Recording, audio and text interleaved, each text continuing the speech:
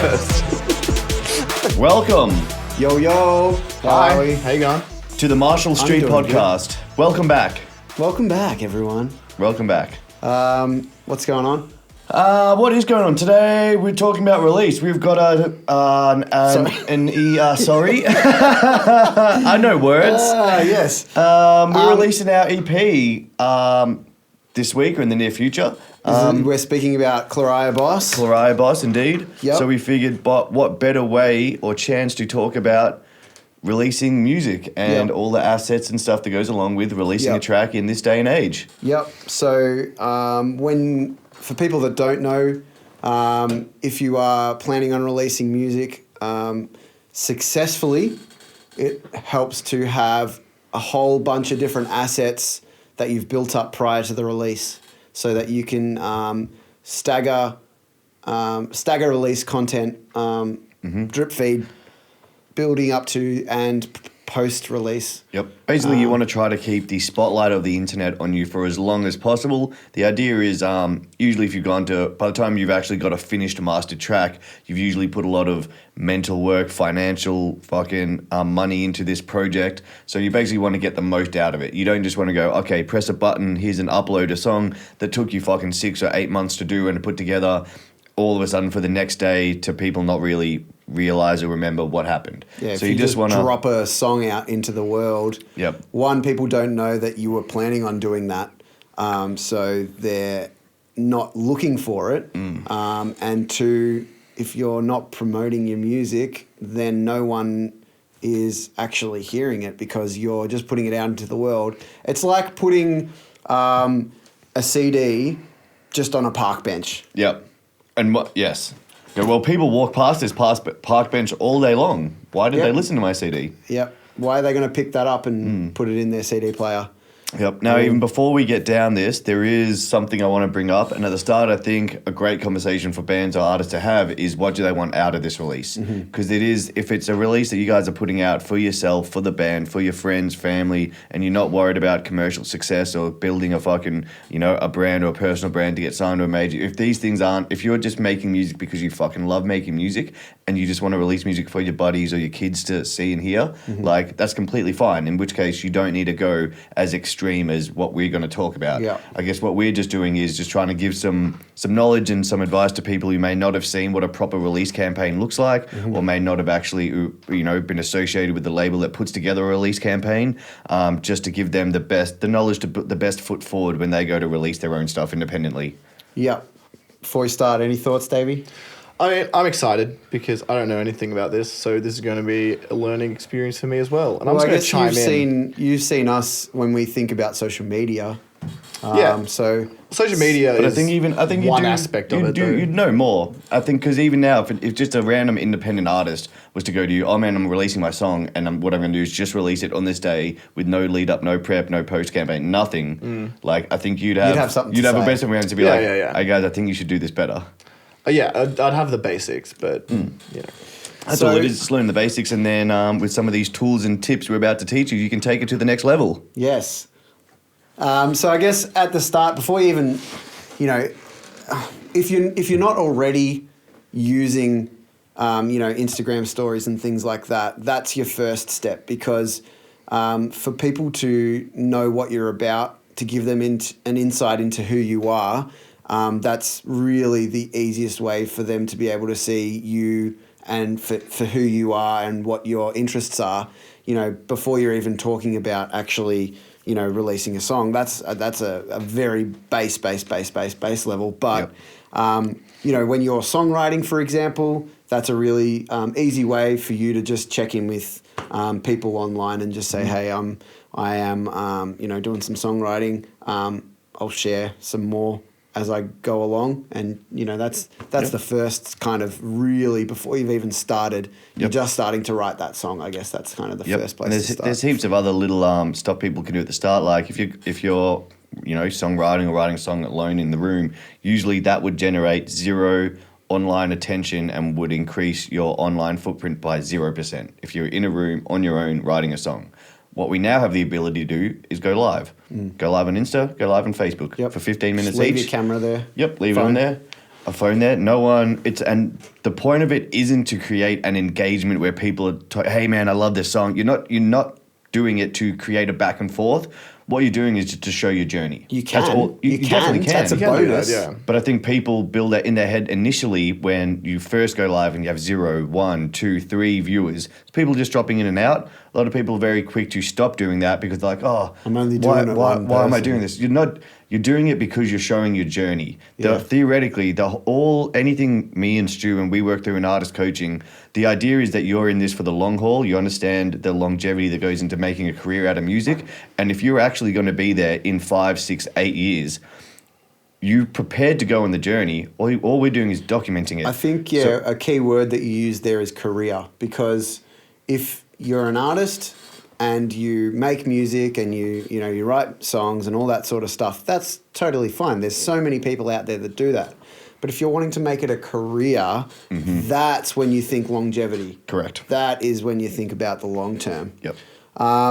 So obviously that's a first step. I mean, without even going into it, but... Yeah, that's just kind of utilizing the tools that you should already have. I'd have a point on that if you're going for a career where you're in the spotlight, for lack of a better term, then you should be hitting your socials regardless of if you're writing music or the journey of this song or whatever. Correct. Your income and your career is based on essentially your popularity. So you need to be getting in people's faces constantly. Yeah, you've got to be the person that they're seeing instead of other people. Yeah. So that's really as well what it's about. It's like when you think about it, take emotion aside or anything like that, the point of people to want to listen to you is that you're in their head, right? And what better way for you to be in someone's head is if they've just seen you on a story or they've just seen you on their Instagram. Yep, it's an organic exposure. And in 2019, the marketing last data that came out from this year said that you need to aim for 19 organic exposures. So it's 19 times people need to hear about your band, see you on a poster, hear you on the radio, come across one of your stories. 19 different exposures before you're actually in someone's head. Yeah. Compare that to about 6 in 2011. Yeah, it's crazy. Yeah. It's just blown up. It's a lot. But even on that, we were just talking about TikTok previously. Exactly what you said, if we take all emotion aside from what these platforms are or how we think they're used, all these platforms, TikTok, LinkedIn, Facebook, Instagram, Twitter, YouTube, all these things are just different pipeworks, different frameworks for humans to put up content for other humans to see them. Your emotional attachment to what you think that platform is, like TikTok is for kids, it's completely irrelevant. Yeah. And it's usually just predicated on how they found out about that platform. But you know what? It's also potentially the way that, I hate using the word media because media is so broad, but a lot of the things that humans talk about is based on what they've seen or heard from a source that they believe to be reputable. Whether it's reputable or not, it doesn't really matter. It's what that person believes to be reputable. They might think Channel 7 is reputable. They might think The Age is reputable. Yep. Whatever that thing that they believe in has told them about the platform, about Facebook, about Instagram, about TikTok, that is probably what they're thinking of that platform. So that's true. Or, if we look at that aside, correct. Yeah. Or the other misjudgment that comes in is it's where they heard it from. Yeah. So they might have their 4-year-old niece is like, hey, I love this new platform. And they're like, oh, I'm more mature. That's not for me. A 4-year-old saying I love this new platform. They're very well informed. What year do kids get on social media? I'm not allowed kids. Yeah. For that reason. I'm not allowed kids. I agree that if you hear it from your kid, you're like, hey, stupid kid, get away. Yeah. But also, kids are the guys that find the new shit first. And they're the ones froth over it. Yeah, they're the ones that are going to find trends. the new thing first. And, okay, a 10-year-old will find something and be like, this is rad. And then they'll use it for 2 years. And over that 2 years, that 10-year-old is like... pro at it. A pro at it, plus all of his mates is on Yep. it, and if all of their mates on it, that means there's Correct. eyeballs on Yep. it, which means Yep, that there's value in that. 100%. And it becomes solidified. Not all only of a that, sudden- but if what a 12-year-old, their parents all of a sudden know. All of a It's sudden whether, know, whether yep. they purchase your product or they don't, regardless, Exactly. the parents know. So now you've got two very distinct demographics of parents and kids who are fully aware and know of your product, platform, whatever it is. Now, is your stuff any good? So that's very. It's still we're still at the base level. Yep. That's still at the awareness level.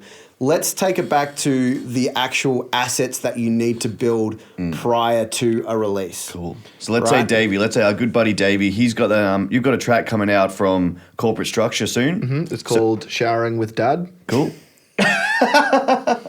So Fucking banger, mate. let's just build out the release assets that we There's may a pun need in there. for showering with dad. So obviously you need a track. First thing you need Track. is your mastered track, and a super good habit to get into is having your track, a clean edit of your track, and an instrumental version of your track. Yep. Potentially an acapella. Yep, Yep, for 100%. some purposes, You know, it's that's- super good if you know DJs in clubs and you can give them an acapella and there's a chance they can spin your track. You know, you're just going to Remix. generate more awareness. Yep. So they're the first things, and that's the actual song. That's the actual song. fucking music that you need. That's the core. At the very minimum, the song. the song. Yep. Yep. If you're smart, you've got a video clip. Even before that, a cover. If you're gonna submit it through DistroKid, Ditto, whatever it is, to get it up on iTunes, Spotify, you're gonna need a 3,000 by album cover. 3,000 pixel CD cover. Yep. Yep. So you need artwork for that cover as Correct. well. Let's hold on. Let's take a step back. You've just talked about you got a song, right? And you've spoken about an upload platform there, and now we're talking about artwork. Yep. Let's just go. What artwork do you need from start to finish? How many pieces? Well, the bare minimum is one square piece of artwork that's 3,000 by 3,000 pixels, and that's what goes onto iTunes and Spotify as a cover art. So it won't allow you to distribute a song without it. Okay, so that's the bare minimum is one. It's one song and one cover art. One cover art. Okay. Yep. So, as a novice, what would you suggest to someone that's trying to release their first smash hit, Showering with Dad? How many pieces of art? What would they look like? So along with question. that, it's a really good question. Promo shots Yep. is another thing. Banner artwork for Facebook, Instagram, not Instagram, Spotify, YouTube. Twitter, YouTube, Spotify's got banner. Yep. Yep. And Spotify has a bio as well, so Yep. they're keeping those in. So you would go back- through we'll all get your back to the socials bio. and you would get all of the Every single And you social can do two media that you versions have. coming soon and out now. So Yep. you can have it Two leading up to the versions, date, yep. and then you swap it over. And then as you go through this, there's going to be a lot of people, especially independent artists who this is aimed at, who'll be like, fuck, this is a lot. There's little ways to go about it smarter. That means you're getting all these assets without actually spending a lot of money or working stupidly hard. And I think that that's a problem that a lot of people get stuck in is they hear the bulk of all of these things that you need, but we're talking about months in advance of planning, right? And yes, it's going to take work, but What, of course. yeah. What else? doesn't take Otherwise, you can work go to another of job and do work. work that you don't like. Yep. So getting back, so let's just say and just a way to streamline it so people can see, how you can do it effectively. So you need a cover art. Yep. So, all right, guys, we're going to go do a photo shoot. In that photo shoot, when you get your cover art, maybe take another jacket, do something else to keep in the same feel, but shoot a whole heap of press shots and other Instagram promo shots for it.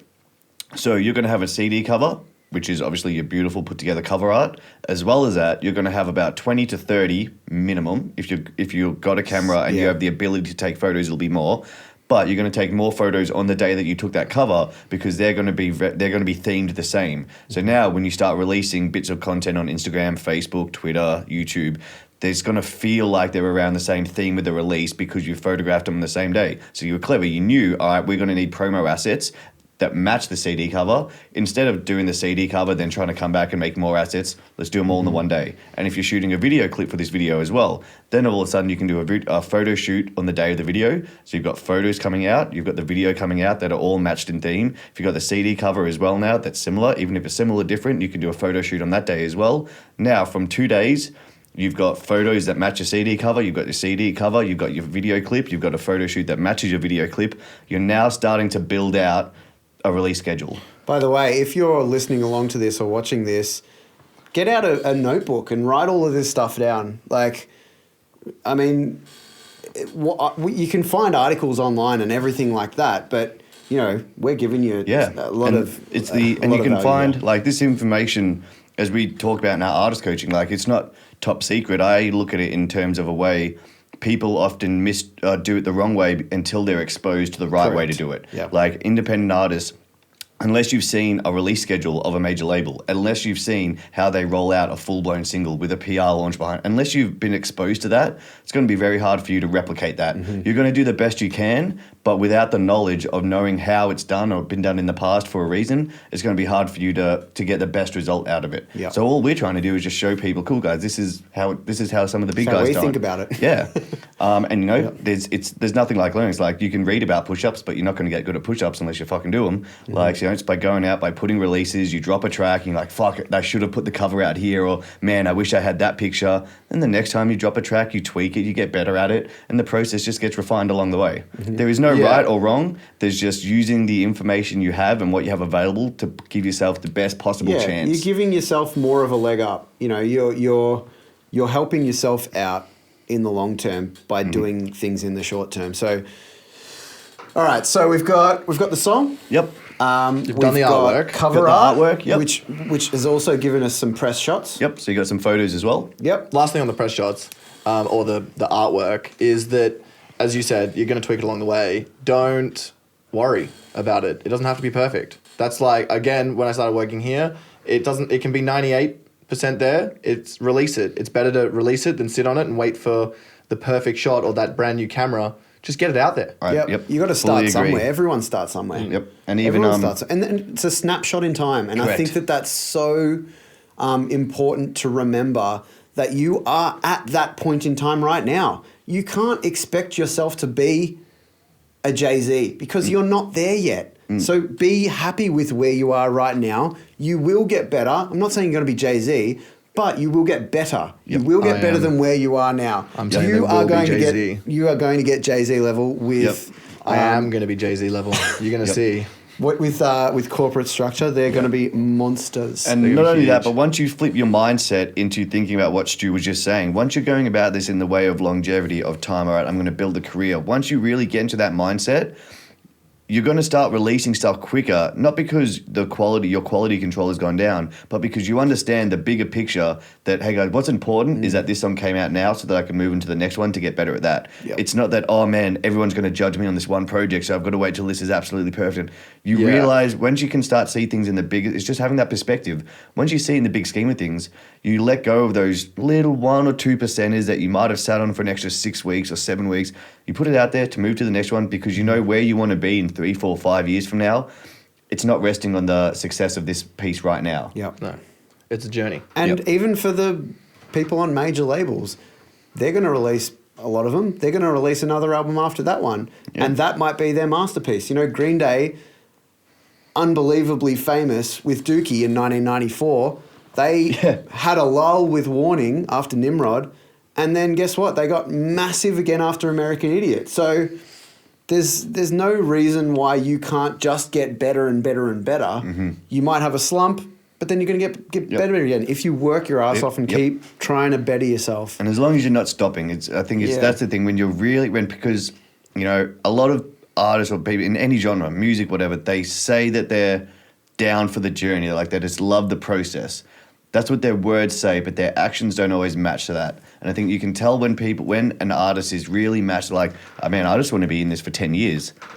All of a sudden, you can see how they're playing stuff because, they're thinking about a 10-year plan. If you're thinking about a 10-year plan, you can fuck it up for the first year, the first 2 years. You've still got 8 years to get it right. And people are putting all this pressure on themselves. They're like, Ed Sheeran did it in 2 years and he blew up and I want to be playing stadiums by the time I'm 20 and I want to have a Lamborghini. And it's like... It's just the wrong mindset. It's the wrong mindset, which leads to you putting out your content incorrectly and misusing platforms because you're constantly looking for this silver bullet. We've got the artwork, we've got the basics of what you would require, and a little bit more into the intermediate of what you'd require if you're going to do all your socials. And well, even on that, there's some ins we skimmed over, so that's what you have to get. Some of the platforms or programs to use to get them. One of the best ones is Canva. I was going to ask, what are the tools that you would go ahead and use? Like Canva is hand down for anyone who struggles with technology. You don't have Photoshop. Computers make your head hurt, but you need some artwork and you have to get stuff going. You've got to put your logos on pictures. Spend an hour learning Canva. It's super simple. Intuitive. It's very easy to use. It's free. You can upload your own stuff. Canva.io, by the way. It's a website. Is it .io? Yeah, it's .io. Interesting. .com probably relocates to it. Yeah, I'm sure. Sweet. So Canva, I mean, Canva's super powerful, like amazing. I could not rate it highly enough. For album cover artwork, banners, Facebook banners, all that sort of stuff. On a simple, bang it out quickly. Yep. If you want to go take things to the next step, Photoshop's probably the next step up from that. That's got definitely a lot more features, but you've got to learn where the software keeps a lot of its tools. Yep. And in terms of photo editing, I use Lightroom, and I find that super quick to be able to go from initial photo to finished product. Like you can do some color grading in literally a couple of minutes. From importing pictures to exporting. I can't overstate the power of Lightroom. If you're just touching up your photos, everyone immediately throws it into Photoshop. That's that's taking a sledgehammer to a nail. Like a Lightroom is the perfect tool if you just need to get your photos. Very good comparison you just used there, Davey. I like Photoshop. I learnt on Photoshop, but I don't think Lightroom. It may have existed, but it may have existed for photographers more than graphic artists. Yeah. So where I learnt, it was always Photoshop. But obviously at this point in time, you've got so many options available. And this is the thing. What we're suggesting, they're just options that we trust because of the way that we've learned things. Yeah. So there is probably other options available. 100%. And these are just the ways, as you said, we've learned by going on and doing our own research on the internet and coming to our own speed bumps of, this release didn't go as good. It's the same way of someone choosing to use a Canon camera over a Nikon. There's different ways that you can get the same end product if you know how to use something well enough, I'm just thinking back to the days that when I first started learning Photoshop, and it was like a daunting thing. So imagine yourself with no Photoshop experience, back to square one, and how much more powerful Photoshop's gotten over the last 5 years even. Yeah, totally. It's like a whole new different ball game. So that's hours and hours of YouTube tutorials just to get something color graded, So Lightroom simplifies it a lot. Yep. And if you know someone who knows how to use it, I remember the first time I opened it, Durs, shout out to Durs, who's in Canada. Hello. He sat down with me and literally was probably half an hour, 40 minutes, showed me what they do, what each icon does. Instead of going through that painstaking one of, all right, let it hover, what do I do, fucking up. Super cool. It was literally half an hour, and I walked out and I was like, fuck. I could go and... I have an understanding of how to use these tools now. And it was super good. Yep. Cool. So let's go back to more of our assets that we need for a successful release. Well, let's think about it in terms of time, right? So when you're, 2 months, 1 month prior to the actual release, you can't eat that. I mean, you can try, but it won't be good for you. You can eat anything. It's just the consequences that happen after. So let's think about that in terms of time. You're 2 months, 1 month prior to the release, okay? So at that stage, you're thinking of putting up banners, you're letting people know on Instagram and all that sort of stuff. So all of this stuff's really photography and artwork based. Yep, and all this, stage. Especially when you get this out, 2 months, 1 month out, that stage, what you're doing is just building context around the release. So you're letting people know, one, that you're either recording or you're about to release a track. That's the staple, that's what's given. You're going to release a piece of music. What you want to do now is using video, still pictures, written word, and audio, build as much context around that release as possible. Why did you make that song? Who did you record it with? How did you meet that producer? What studio? What does it mean to you? What emotional state were you in when you wrote it? All these things that artists take for granted because they're super important to them and they know them, they for some reason seem to hit a roadblock when it's conveying that to the audience. Because what you have to do is you have to get the audience into your mind of why you wrote this song. You have to build this context around it. Yeah. So gone are the days of the big artist who everyone loves keeping everything super secret. Yeah. Right? I know that there are still those people, Yeah, the machine. The majority still is works. Majority not doesn't that go way. that way, You yep. know, everyone really these And it's getting days further and know- further away from how that used Yeah. to be. What I So- have noticed is when you speak to an artist about what they're doing, about like, hey man, like I heard you released this single, like I listened to it, it was amazing. They're happy to talk to you about it. They're happy to tell you everything about it because they're proud of They're their work. amped, yeah. And they're amped to talk about it. Except then you hit their socials and you see what they're giving to their wider audience. Yeah. And there's nothing there. minimal. It's good. Yeah, it's this mindset block that comes in. How in their head they don't feel they can be that genuine person because they go, well, no one's going to take me seriously, and this could come back from the imposter Yeah. syndrome. But there's just a sense of they don't convey that message to the audience. They're not telling the audience what they need to hear. They're not painting this picture why the track is coming to them. They're just hitting them with that straight statement of song coming out 24th. Make sure you check it out on Spotify. Yeah, you're going straight to the hard sell. Yeah. Yeah. Yeah, and People need to be invested in your story before they People like seeing a journey. It's like how people like being into a TV show before it got big. People like going, oh man, I was into Game of Thrones before. Do you know how I was into Breaking Bad before it got big? Like, oh man, I showed you that album before The Killers got big. People like doing that. Give them the journey. Yep. So that's like a month out. At that stage, you definitely want to have at least thought about how you're going to get it online. So, you know, you would at that stage hopefully have already recorded it, you'd hope. That's it, yeah. Let's just plan out a theoretical perfect theoretical. journey. Okay, Perfect so journey. let's just put it into a qualitative context. I've recorded showering with Dad. What's that mean? No, I'm just I've recorded showering with Dad at the wonderful Marshall Street Studios. Yep. And I've got my art package, my Yep. assets on So a you got Google your Drive, assets. ready to go. And I've Cool. already done a coming soon art package onto all of my socials and upload platforms. cool. Dope. What do you think comes next? It's now a month out. Yep. I need to do what? You're going to compile those into a press release. So this is basically something that you mail out to the industry. If you don't have any connections at all, if you're starting at zero, I'd start building that bank up now then. Yeah, so, and what does that entail? So that's basically a collection of everything that's in that G Drive folder of all your assets. Hang on. What I mean by that, sorry, I didn't frame that properly, is what does it entail in terms of building that list? Because that's another asset. Yeah, so that asset, so an email list, it's basically of industry connections, people you know, have spoken with, people who might manage an artist that you sound like, might be artists that you like, anyone that's in the sort of lane that you desire to be in, similar sounding artists, labels who put out that, all these people, through Facebook, Instagram, everyone puts their manager's email, their contact's email up there. Start a Google Doc with all of these people's emails and build on it. If you spend 15 minutes a day adding 10 emails to this document a day, over a month, 2 months, you'll build a substantial industry contact list that when it comes to release your song, what you do is you build a press release, which encompasses all those things that you've just mentioned. So Yeah, you so put bio, your bio, you have a nice photos, press release. links. You write a link to the song, you write how you were feeling with the song, you might include a short lyric, you build some context around this. It's basically a one-pager that someone should be able to see and read that one-page document about your song, and they should know why you wrote the song, who was involved, what's the song's called, when it's style of coming music, out, who, what it when, where, sounds like. all of that. Yep. Okay. So it's one page that you'll then export as a PDF. So Again, you can yours do- is going to be a bit weird because sharing with Dad.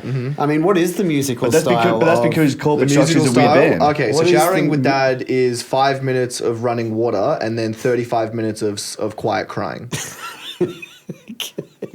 Well, I don't know if you can call that music, but hey, I'm old. who am I to I'm judge? a grandma. And grandma. the artwork Fucking hell. is just a dad penis. You know, like dad penises? Yeah. They're different to regular penises. They look different. They're browner. Somehow they're like meatier. Oh wow. so let's get back to this then. So, but then that's next step. So once you've got the assets, you basically compile it into a one-pager that you or someone you, if you want to engage a PR company, this is where PR companies come in. You service that document to people of the industry prior to release to let them know that your song's coming out. If they want to secure any interviews in the radio station, you can. If they want to get you into their blog, if they want to write an article. I've got a side note.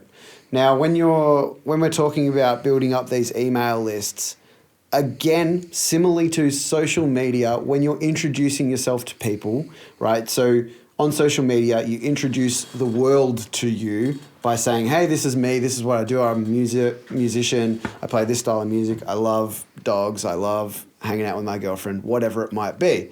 Then similarly with your email list, you're not going to stop it. You're not going to go straight to, hey, listen to my song, because they don't know who the fuck you are, right? Nor should they care. Nor should they care. Yeah, nor should the they care. expectation that you think that your song is amazing, so everyone else should, is you've set the bar way too high. You've got the wrong standards. You've got the wrong idea about who the wrong you mindset. are, right? Unless you're Katy Perry, Taylor Swift, And even in then, local scenes. go in humble and you'll make a better impression Yeah. than fucking thinking your shit doesn't stink and everyone should know you. Yeah, exactly. So you want to build up these relationships with people. Now, this is separate to the asset list. It's just a thing that you would want to start thinking about if you want a career in music and trying to meet, people in the industry that you want to associate yourself with, or you want to align with, or that you want to be seen to, pander to, I guess, is for lack of a better term. But just as soon as you find that email and you've put it into your email list, send them an email and just say, hey, my name's Stu. I'm a muso. I'm really just starting my journey. I just wanted to put myself out there and just say hey to you and just let you know that I've got some music coming. But first of all, I just wanted to let you know who I am. And I hope to get a reply from you. If not, that's cool. I just, just want to let you know who I am. There's no hard sell. There's not no expectations. Yep. Say, be super courteous. Again, no expectations. You're I know not going you're in busy. this ride hill. Yep. Please and thank you. You're being generous.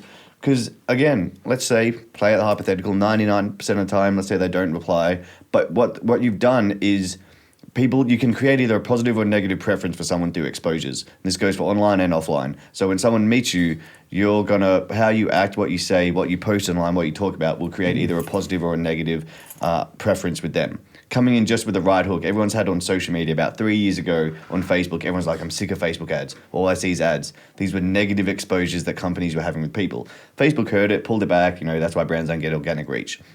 You could have a positive exposure if someone comes and they give you value. If you had trouble with something for fucking a week, for 10 days, you're trying to solve whatever this issue was in your life. You'd looked for people, you would sort out experts, people who should be able to help. They had charged you and hadn't really solved your problem. You're just going to get frustrated. If someone comes along and gives you value and solves your problem straight away, up front, without asking for any money, without asking to buy the ebook, without bringing them into their sales funnel, if they just provide you value up front and solve your problem, that's a positive preference.